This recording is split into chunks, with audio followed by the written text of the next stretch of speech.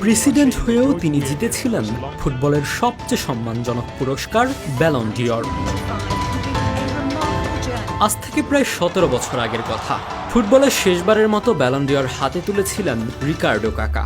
অবশ্য পরের ১০ বছরের ব্যালন ডি'র জয়ীদের কথা সবারই জানা। মেসি আর রোনালদো যেন নিজেদের মধ্যে ভাগ করে নিয়েছেন সেগুলো। একটু ফিরে যাওয়া যাক ১৯৯৫ সালে। সে বছর ফুটবলের সেরা পুরস্কারগুলো ঘরে তুলেছিলেন আফ্রিকার যুদ্ধ বিধ্বস্ত দেশ লাইবেরিয়ার এক ফুটবলার। অবশ্য তখন কেই বা জানতো এই ছেলেই একদিন বনে যাবে লাইবেরিয়ার প্রেসিডেন্ট।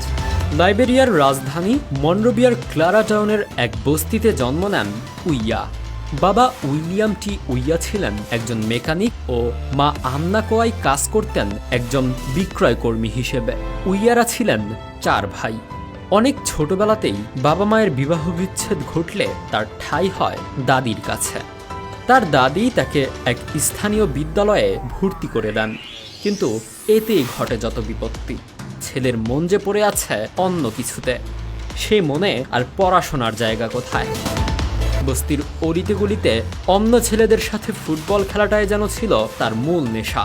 তারপর স্থানীয় একটি ক্লাবে ভর্তি হন উইয়া, কিন্তু লাইবেরিয়াতে থেকে ফুটবলে তেমন উন্নতি করতে পারবেন না। তাই উইয়া পাড়ি জমান ইউরোপে। ইউরোপে পাড়ি জমিয়ে নজর কাটতে খুব বেশি সময় নেননি। ১৯৮৮ সালে উইয়া যোগ দেন ইতালিয়ান ক্লাব মোনাকোতে। পরের বছরই আফ্রিকার সেরা ফুটবলার হিসেবে নির্বাচিত হন এই ফুটবলার। মোনাকোর জার্সি গায়ে ১০৩ ম্যাচে করেন ৪৭টি গোল। আমাদের ভিডিওগুলো দুবাই থেকে দেখছেন হাবিব প্রিন্স, মুন্সিগঞ্জ থেকে দেখছেন রাশেদ দেওয়ান, মেহেদি হাসান হৃদয় দেখছেন গাজীপুর থেকে, মনের মাঝে তুমি দেখছেন টাঙ্গাইল থেকে এবং মামুন দেখছেন দুবাই থেকে। আপনি কোথা থেকে দেখছেন তা জানিয়ে দিন কমেন্ট বক্সে। ১৯৯২ সালে উইয়া যোগ দেন পিএসজিতে। ধারাবাহিক পারফরম্যান্সে ১৯৯৪ সালে দ্বিতীয়বারের মতো আফ্রিকার সেরা খেলোয়াড়ের খেতাব জিতেছেন তিনি এবং ১৯৯৪-৯৫ মৌসুমে তিনি ছিলেন সর্বোচ্চ গোলদাতা। দলবদল করে উইয়া নতুন করে যোগ দেন এসি মিলানে। পিএসজি ও এসি মিলানের হয়ে দুর্দান্ত ফুটবল খেলে বছর শেষে তার হাতে ওঠে ব্যালন ডি'র। ২০০৩ সালে ফুটবলকে বিদায় জানান উইয়া। ক্লাব ফুটবলে ৪১১টি ম্যাচে যার গোল সংখ্যা ১৯৩টি।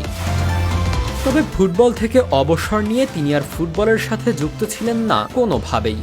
লাইবেরিয়ার মানুষের দুঃখ দুর্দশা দেখে চিন্তা করেন কাজ করবেন দেশের মানুষের জন্য।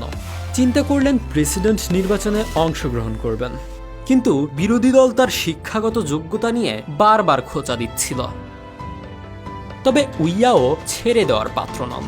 নতুন উদ্যমে পড়াশোনা শুরু করে তারপর অর্জন করেন কিছু ডিগ্রি। ২০১৪ সালে সিনেট নির্বাচনে তার কাছে হেরে যায় প্রেসিডেন্ট পুত্র রবার্ট শিরলিফ।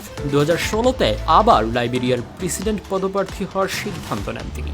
২০১৭ সালের প্রেসিডেন্ট নির্বাচনে দীর্ঘ ১২ বছর ধরে লাইবেরিয়ার ভাইস প্রেসিডেন্টের দায়িত্বে থাকা জোসেফ বোয়াকাইকে হারিয়ে প্রেসিডেন্ট নির্বাচিত হন তিনি। ফুটবল পরিচয় বাদে দিন শেষে উইয়া বিশ্বের একমাত্র ব্যালন ডি'র জয়ী প্রেসিডেন্ট।